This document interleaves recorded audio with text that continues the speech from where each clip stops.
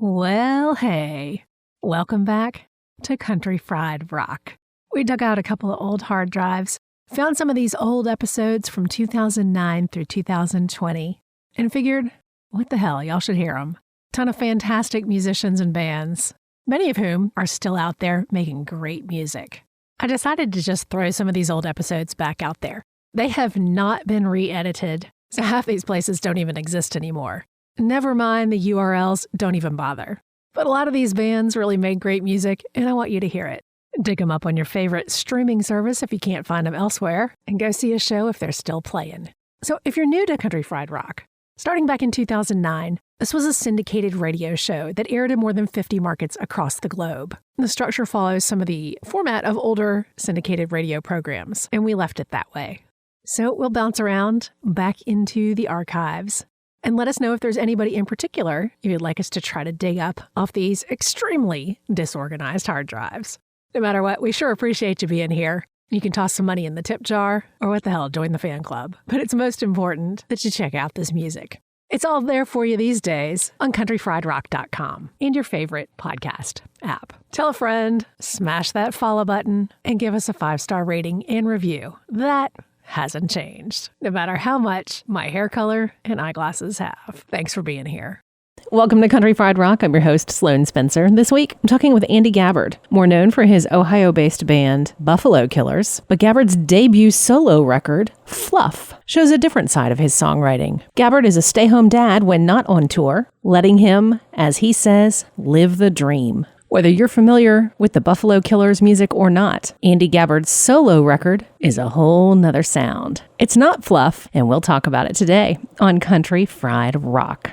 My guest today on Country Fried Rock is Andy Gabbard, one of the main songwriters from Buffalo Killers, and he's got a new solo record out called Fluff. Welcome. Thanks for having me. I've been a fan of Buffalo Killers for the last couple of records, I guess when I first came to know you all, but you're really known as a live band. What does a solo record do for you?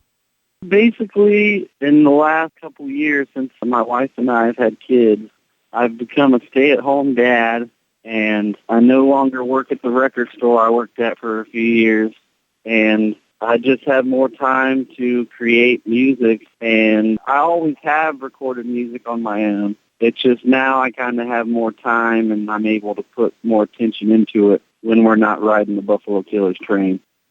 Well, that's cool. That's kind of a neat story of a way to look at how your time is used. Yeah, for me, it's just a way of not letting anything go to waste. We kind of have a formula of the way we do things with Buffalo Killers. And, sometimes I write one-off songs and they accumulate. And when you keep on writing, things go to waste and they pile up. And so I'm going to start releasing those songs, whenever I can and just continue to make music. Was there anything different in taking these songs to record for a record? Yeah, it was a completely different experience than I've ever done because I recorded all the instruments myself. Oh, cool. So I kind of, in the process of writing these songs, halfway through, I bought a drum set. So when I first demoed the song, the only practice I had on the drums was on my legs.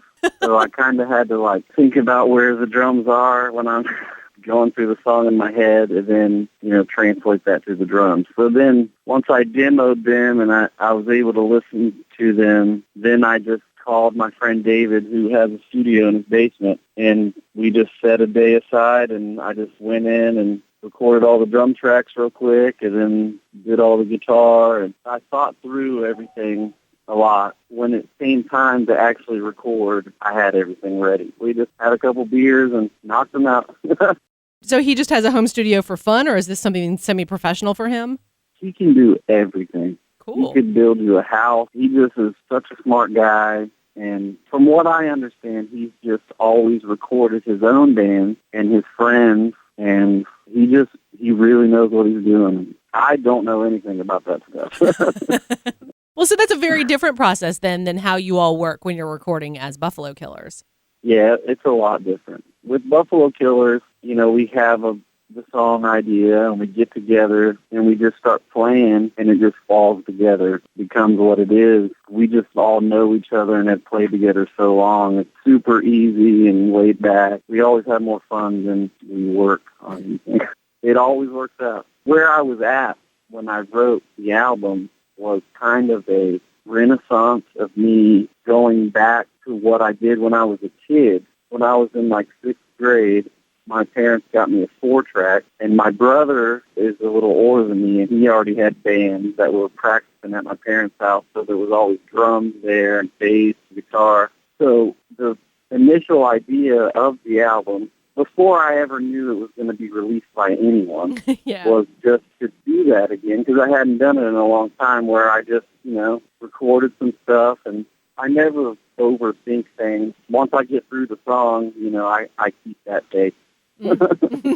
But that's kind of the vibe where I was for this album was, if this is my first solo album, then I'm going to start at the beginning of everything, which is simple drums, bass, guitars, and the melody carries everything. As opposed to if it was Buffalo Killers, a little more thought goes into it and more minds go into it. I'm your host, Sloane Spencer. You can keep in touch with us on Facebook, but I really like Twitter, where we are at Country Fried Rock, ending with R-O-K. And if you want to see pictures of my shoes, my dog, and my lunch, stop by Instagram. But whatever way you like to hang out, stop by and say hey. Hey, this is Andy Gabbard, and this is Country Fried Rock.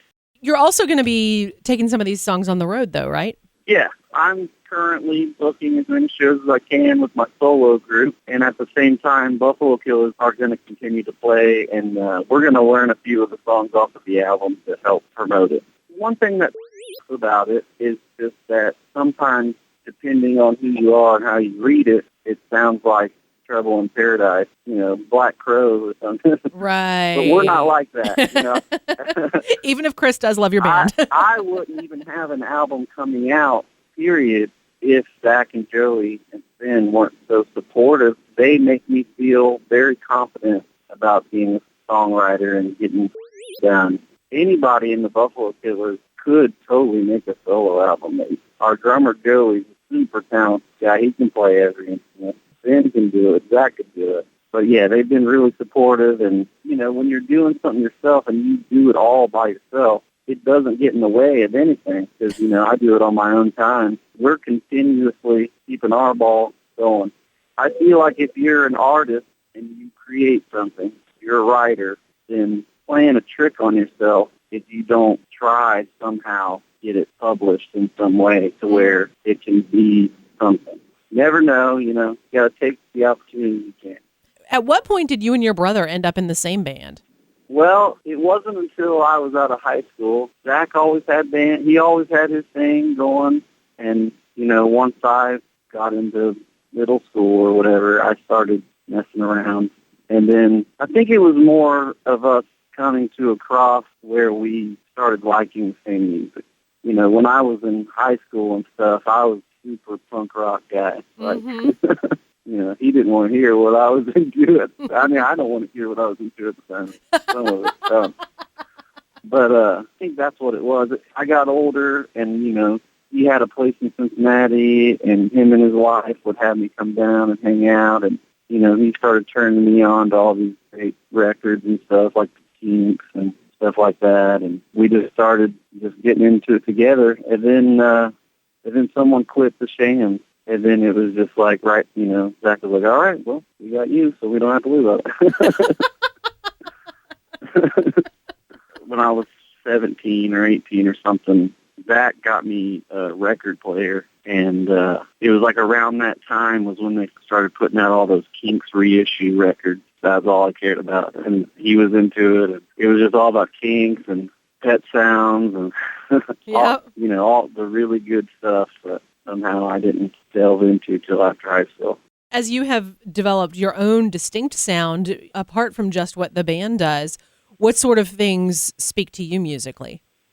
Man, everything. The last couple years, year and a half or so, of just kind of being on a renaissance of things I used to be really into. Sometimes I go back to a band or something that I hadn't listened to in a long time. When I started making the album and stuff, I was just listening to Nirvana all day long and listening to Super Drag. Yeah. And Super Drag was like my favorite band of all time. I mean, deep down inside, they are my favorite band of all time.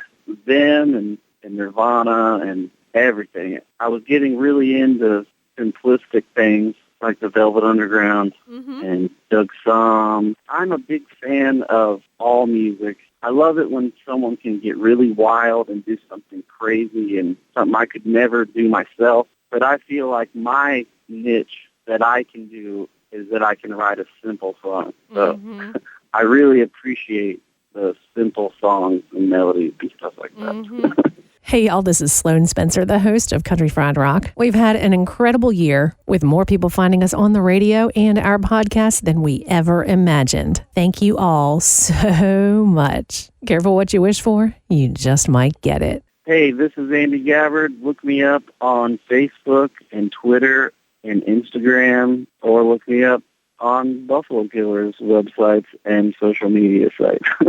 But the solo record has kind of a trippy vibe with it. Yeah, anything I do has like a slight tinge of psychedelicness to it, just because that's just what I know how to do. That's what I like. I'm lucky I get to play with my kids every day, and so when it comes time to hit the road, seems like it's been a while whenever we go. I try not to overthink things and plans and stuff. I just try and go with the flow. This was my dream. You know, I've done a lot of things I've always wanted to do with Buffalo Killers, but something else I've always wanted to do was try and put a record out myself. So whether anyone buys it or not, I still feel like I've accomplished something. I think that the record is good. I think the songs are good. And I think if I can just get people to listen to it, that I think it has a little something for everybody. So where did the title Fluff come from? It just came from that song. Sometimes when I write a song, a lot of times, instead of sitting and trying to write a cool words to the song, sometimes I'll just stick with what I said originally, and just for some reason that first line feels like fluff. I just said that, and then I was like, that sounds cool. Did you work with anyone in particular for the art?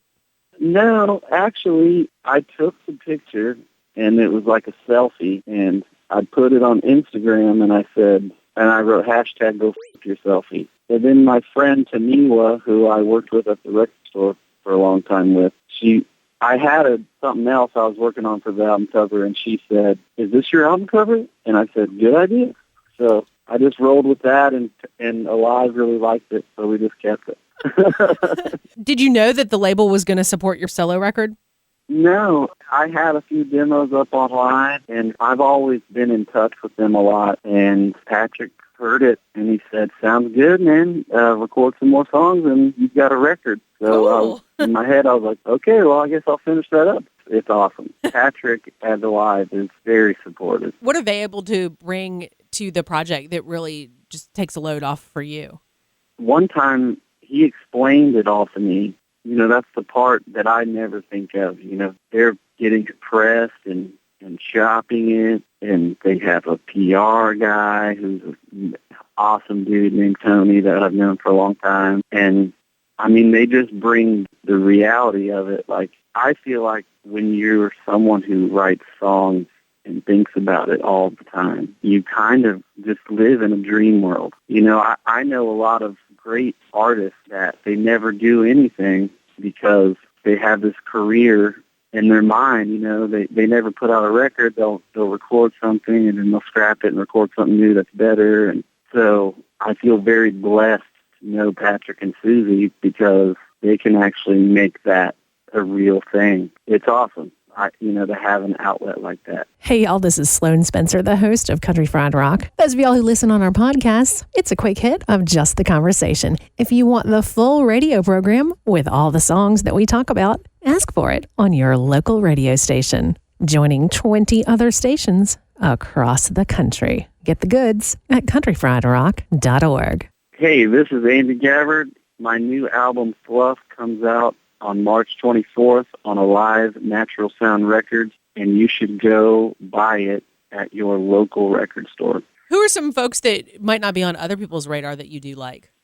My buddy Mike in Dayton is an amazing songwriter. He has a band called Goodbye, and he has a band called Esther Caulfield Orchestra that's no longer playing. And he's an amazing songwriter. And I've always told myself that if I ever get to a point where I can help somebody, that he'll be the first guy that I help. Cool. And there's a million bands. You know, there's bands we play with on the road, like Amplified Heat from Texas, they're the best rock and roll band I've ever seen in my freaking life. Wow. You know, they've been floating under the radar for years. You know, they're brothers, and they've been playing together since they were teenagers, and they're amazing. You always meet people like that, and there's people around town that are amazing that don't have a record label helping them out. You know, I've always admired Neil Young and stuff. You know, he just has that power. He's good. You hear one of his songs, and you shut up, and you listen to the whole thing, and it's powerful. I just want to try and be able to be trusted as an artist. You know, I want someone to hear it and know that I'm not going to make any records. I know that Buffalo Killers just put out a record over the fall, but y'all are already working on some new material as a band as well? Yeah, we're making a studio at my brother's barn. We usually work pretty fast and we just go in and knock stuff out, but we decided that we're going to try and make the best Buffalo Killers album possible. We're going to record it all ourselves, demo it, and really put work into it and try and make a really good album for those who are interested. With your solo record, are y'all going to be able to put that on vinyl? Yes. Sweet. It is going to be on LP and CD. Nice. I think they're going to do like a colored vinyl, Neat. which is always cool. It's coming out on vinyl, and that's freaking awesome. It I have the definitely test is. pressing, and it sounds great. Andy Gabbard, very much looking forward to other folks getting to hear your solo record, Fluff. It is not fluff. It's very good. I'm looking forward to it. Yeah, awesome. Me too. Thank you so much. Safe travels. Be well. Bye-bye. Bye. countryfriedrock.org. Copyright 2015. All rights reserved. Our 2015 bed music is from Drivin' and Cryin's debut album, Scarred But Smarter. Got a great band you want to hear on Country Fried Rock? The best thing to do is tweet us at Country Fried Rock. That's Country Fried, R-O-K. You can subscribe to our weekly podcast on iTunes. Just search Country Fried Rock. Country Fried Rock radio programs are distributed to public radio through the Public Radio Exchange, prx.org. Our Country Fried Rock stinger is from Steve Soto and the Twisted Hearts. Ever he been helping us some country fried rock.